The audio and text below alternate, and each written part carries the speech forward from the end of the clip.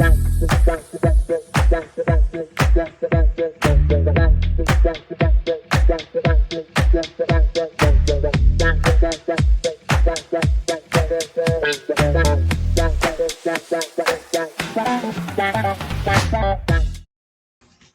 everybody.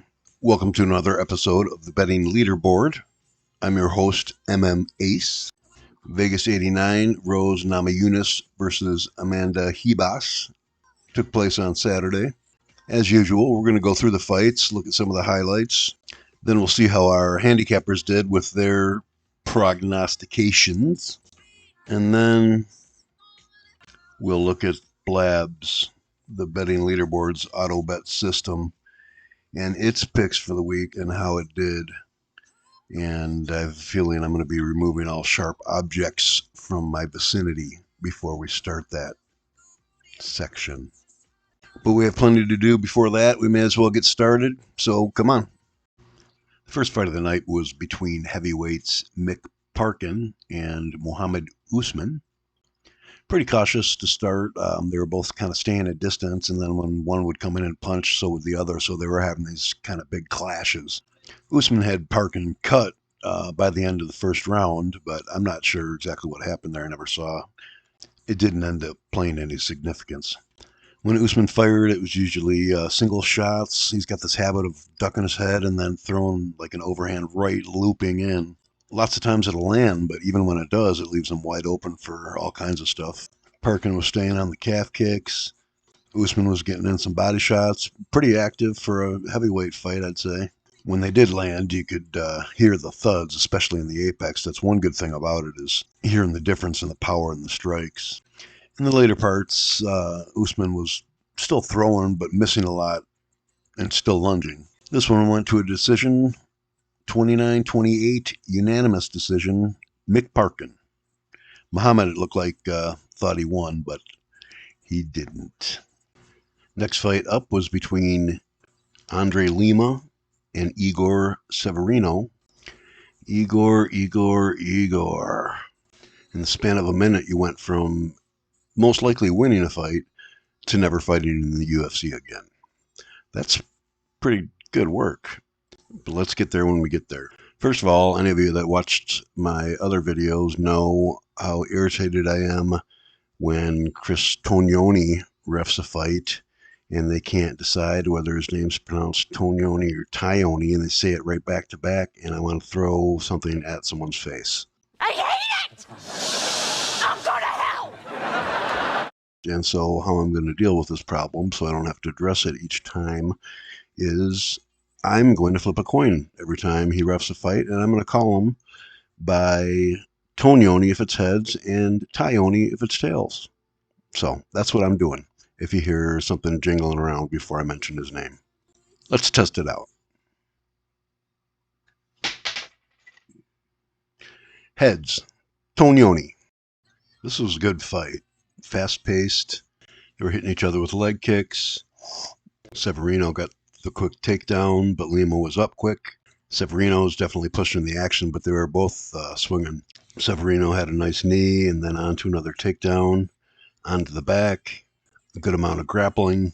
This will be Lima's first fence grab moment. He has more than one. Again on their feet, heavy shots. Lima with a knee, more takedowns. Third round, much of the same. He came out cracking. I thought both of these guys looked great, considering especially their age. Lima had grabbed the fence a few more times, and the ref should have stopped it. It was blatant enough, but he did warn him that he was probably right up against it. But that wasn't enough. He should have taken a point probably, or stopped the action, done a stern warning, something. Seems like that was Severino's claim, was that he was tired of the cheating, so what the hell. But the what the hell amounted to biting Lima, and not just a good bite. I mean, he almost took a chunk out. The announcing team was criticizing Tognoni for not just giving a warning on that and letting things go until their camera caught up with the wound and what it looked like, and then it was obvious to everyone that this guy was a goner. But I don't blame him for being frustrated with the fence grab, especially when you're a guy that works on the ground, and Lima had more than once stopped the momentum of what was happening with an illegal grab. So, but you're not going to get away with a bite like that. Obviously, all he has to do is lift up his arm and show it, and that's that. Now you're washing cars. Victory for Andre Lima by way of disqualification biting.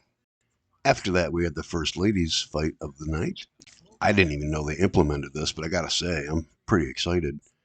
I'm hoping the first round matchups are Melania versus Jill and then Laura versus Michelle.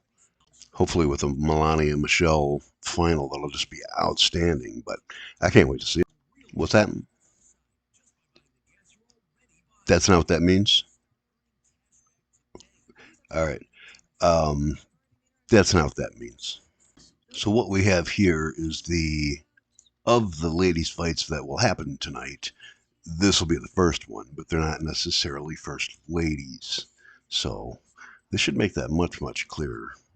It will be between Montserrat Rendon and Daria Zheleznyakova. Right away, there was action with these ladies. They were throwing hard. Zheleznyakova landed a right hand. Rendon was throwing hard, but doing a lot of missing, just throwing punches that were a foot short. Some of that had to do with Zheleznyakova movement, but Daria was definitely better on the feet. Rendon had a takedown, kept it in the clinch a lot. Zheleznyakova continued to have more strikes landing in the second round, a good jab working. They got into the clinch again. Rendon got Zheleznyakova bleeding somehow. Looked like a little pop in the nose. We had a nice spinning elbow. This one went the distance. Daria Zheleznyakova, unanimous decision. On we go. Next up, Jarno Errens versus Stephen Wynn. Wynn the favorite. Wynn being the first bet that B.L.A.B.S suggested. I know we're not there yet, but it stings. It stings.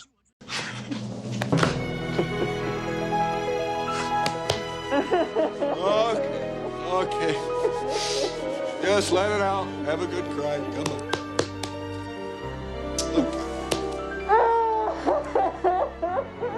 Okay. Wynn got his ass kicked. He was keeping up for a little while in the first, and then he seemed to lose confidence and peter out, only to kind of rebound later. They started out trading kicks. Errens was hitting all levels. He was hitting the body. He was throwing uppercuts, body kicks, whatever he could get in there. Wynn was striking as well, but not nearly as varied and getting the worst end of it. By the end of the round, he was covered in his own blood. Second round continued with the action. It was a good fight. I don't know why Wynn didn't stay on the calf. He seemed to have early success with that and then just never threw one again. They continued having some good exchanges, but Errens was just taking over. Wynn seemed to find some confidence in a second wind in the beginning of the third, but it seemed to be a little too late. Errens kept up with the strike advantage. Another that went the distance. Unanimous decision, 30-27's Errens. But both of these fighters earned the glimmer of the UFC eye in the form of Fight of the Night bonuses, $50,000 apiece. Next up, Miles Johns and Cody Gibson. Gibson was active but awkward. His chopping punches are ridiculous. They spent some time in the clinch. Johns got on top on the ground, but no damage really. He's strong, you could tell, on the takedowns, and he was throwing some strong knees. Gibson got a takedown pretty much off the bat in the second round, but Johns got right up. Gibson's awkward style started costing him. In the third round, he was lunging, but he was bringing his body eventually along with him and feeding himself to the clinch and to Johns. I think Gibson was busier, but he certainly wasn't as efficient. Towards the end of this round, Herb was yelling at him to work, which wasn't so bad here, but he's been on a hair trigger with that crap. Some good activity in this one, but Gibson was coming up short. Johns had better skills and a better night. Unanimous decision. A couple featherweights are next. Ricardo Ramos versus Julian Erosa. I gotta say, I'm confused about the H's and R's in Latin America. Did American television networks make Hickey Ricardo change his name to Ricky Ricardo? I'll put my team on it, and we'll get down to the bottom of this. My team. If I had a team, I could get one of these videos done inside of 3 days. One more thing. Anyone else getting huge Cameron from Ferris Bueller's Day Off vibes from Erosa? Maybe that's the rest of Cameron's story. He came out of his shell, joined MMA, and got to kicking some ass. I don't think the timeline fits, though. Ramos was the almost 2-1 favorite, but you wouldn't guess that by watching the fight. There was back and forth early, with each landing some strikes. It didn't take too long to get down on the ground. Ramos was on top, but not too careful about his head, and Erosa locked up the guillotine, and that was it. Win, Erosa, by guillotine submission. So this is why you come to me. I have located the exact footage showing the moment Julian Erosa broke out of his shell, became his own man, and also learned he's got one devastating kick. Check out my exclusive here. Who do you love? Who do you love? You love a car.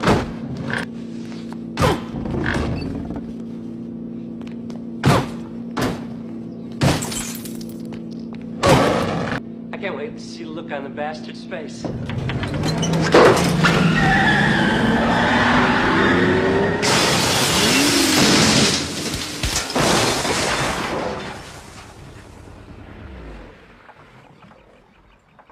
Not a typical road to the MMA, but whatever gets you there.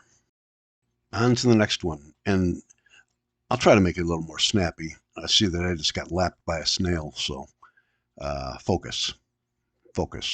The bout between Kurt Hollabaugh and Trey Ogden was the feature bout of the prelims.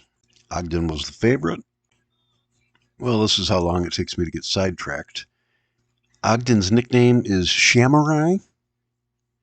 Not samurai, but shamurai. Isn't that what people that mock samurais would call samurais? What's that, Charlie? You're going to become a samurai. A samurai? More like shamurai. No? Just me? Okay. First round was pretty boring. There was some striking, but Ogden got the takedown, and there was lots of laying as well. Some damage late, but mostly it was just Hollabaugh trying to get loose and not having much luck. Hollabaugh had some good strikes in the second, showed a takedown defense that you hoped would last throughout the match, but not so much. Ogden eventually did do some hammer fist ground and pound while he was on top. This one went the whole 15 like so many before it. Wasn't much question at all. 30-27's unanimous decision.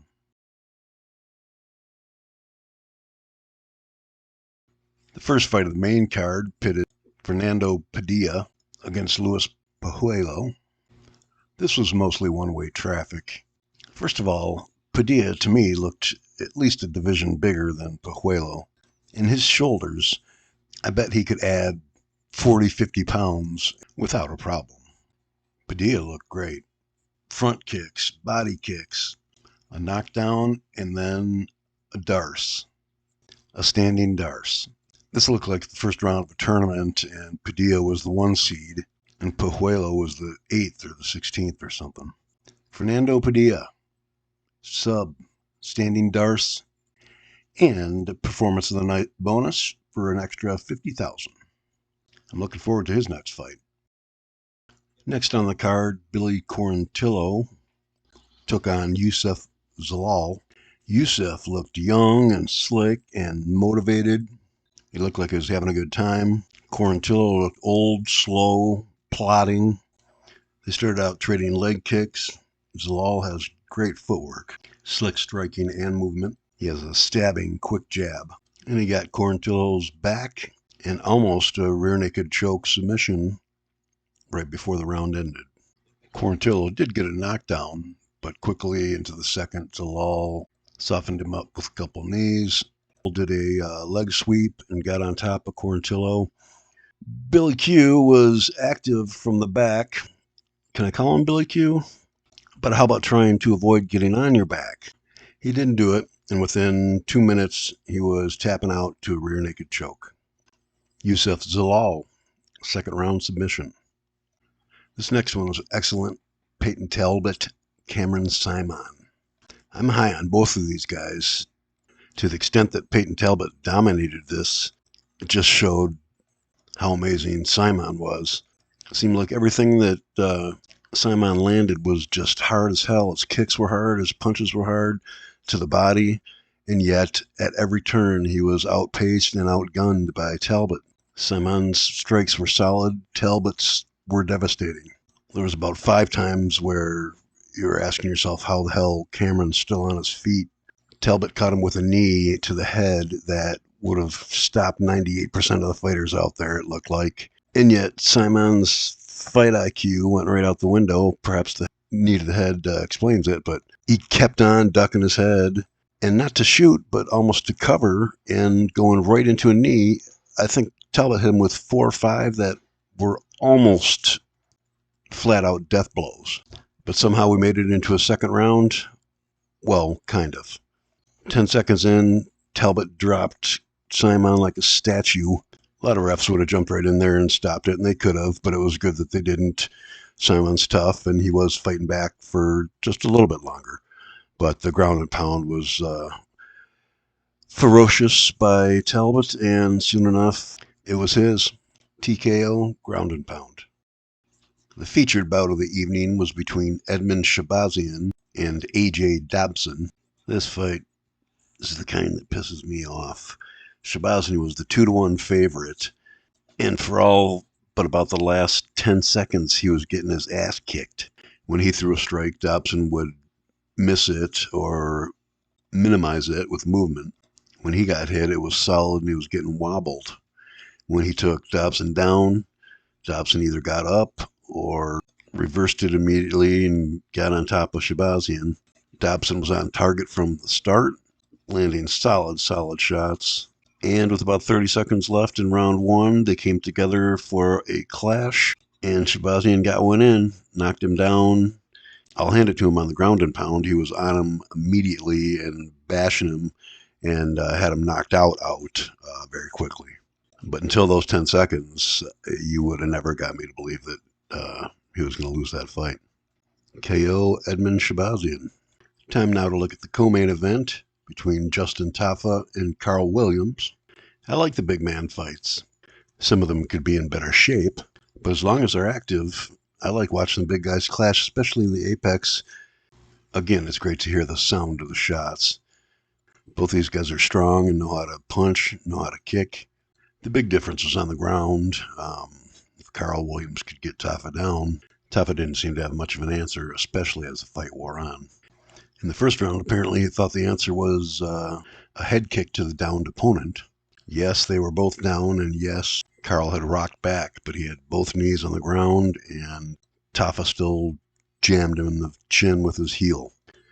Tafa put his hand up to Herb in an oops gesture, and Herb, the same guy that when people are on the fence for 3 seconds and haven't thrown a knockout blow, acts like they're responsible for child famine.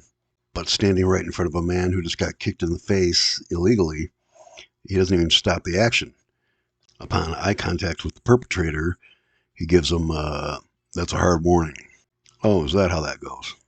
When they were on their feet, Tafa was cracking and keeping up, if not leading the way. But Williams was all over the control, and especially like in the third round, Tafa was just spent, and there was no getting up. Unanimous decision, Carl Williams, in a sporadically exciting fight. The main fight of the evening was between ladies Amanda Ribas and Rose Namajunas. Both these ladies are really good. They're light on their feet, throw a lot of strikes, all different ranges, punches and kicks. They're both very quick with their strikes. Amanda had great combos, and like just a couple other fighters I've noticed, always manages to throw a kick in along with the punches in her combos. She did keep on trying to take Rose down with a headlock takedown, Certainly she can manage to leverage and twist her down. But what's hard to do is to stop exactly where you want to stop. It's a momentum thing, and the momentum wants to carry you right over top of the person that you're bringing down to the ground. This happened a few times. B.L.A.B.S was very agile and had beautiful strikes, but a lot of times she was out of range and threw them anyways. Rose, although they were both good on the feet, Rose has much more confusing footwork and the ability to strike with almost no pre-warning. Fight went the whole way, with B.L.A.B.S piling up the misses as the later it got. Namajunas was consistent Rose, and she got the unanimous decision to cap off the night. Okay, we went through the fights. Now it's time for the handicappers. How did our guys do? Who did they pick? What do their choices do to their totals overall? Let us find out.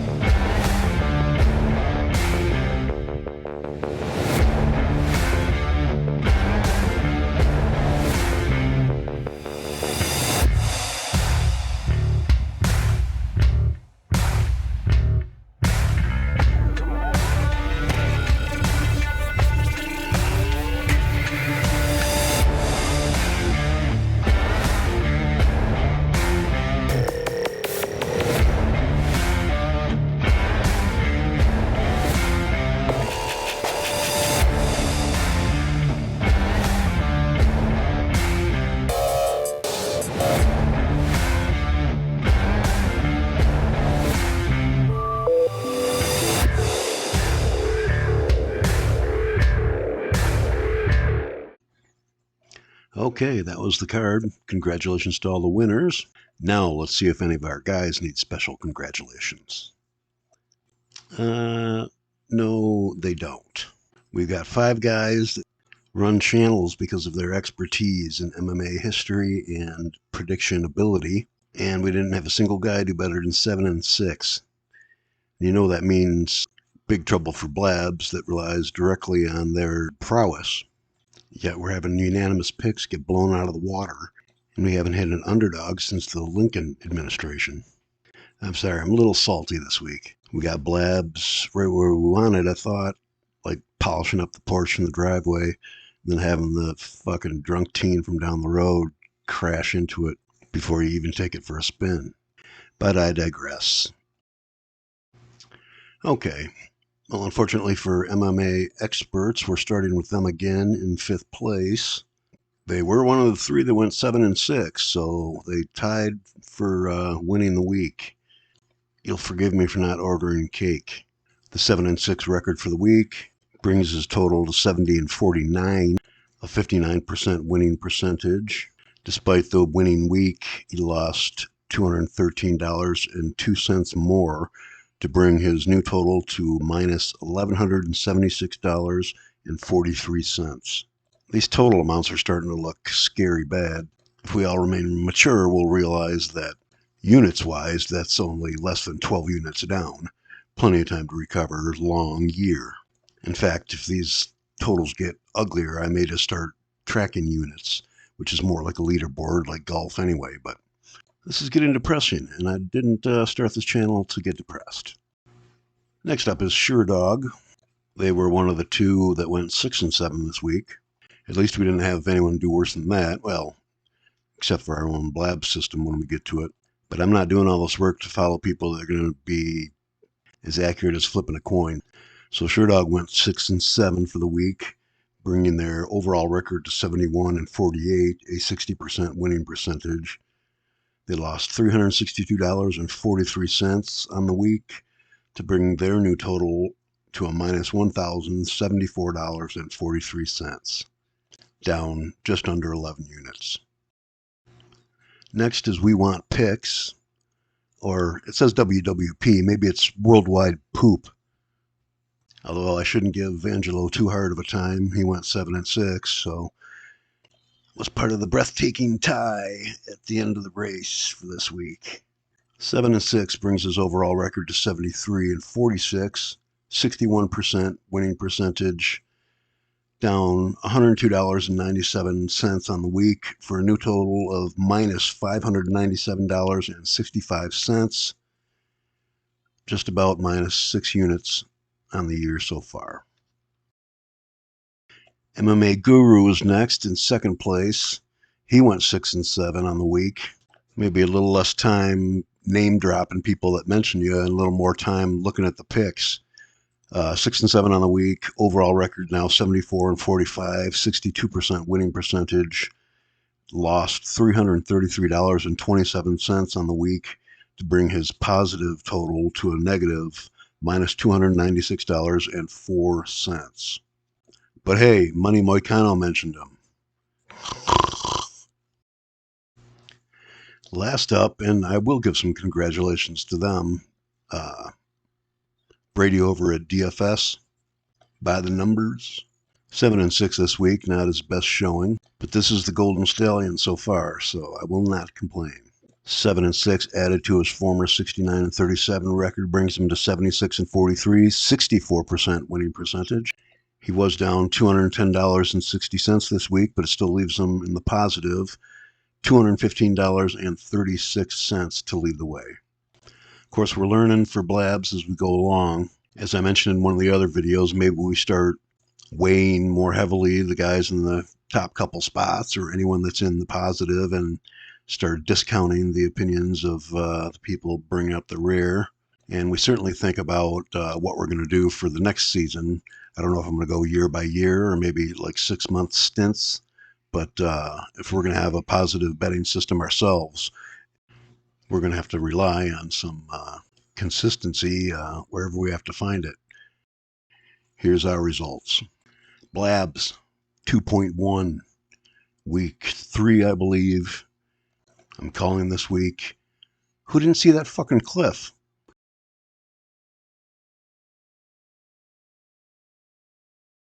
Our beloved system went 1-4 on the week. Thanking just Rose Namajunas to save us from a big fucking 0. So our lovely record of 4-6 became 5-10. And I talked about skimming the cream off the top. Yeah, I'm finding the sludge on the bottom somehow. We dropped $132.96 more to go to a new low of minus $438.52, down over 4 units. Here were our picks, and that's that. Thanks for tuning in. Till next one, people.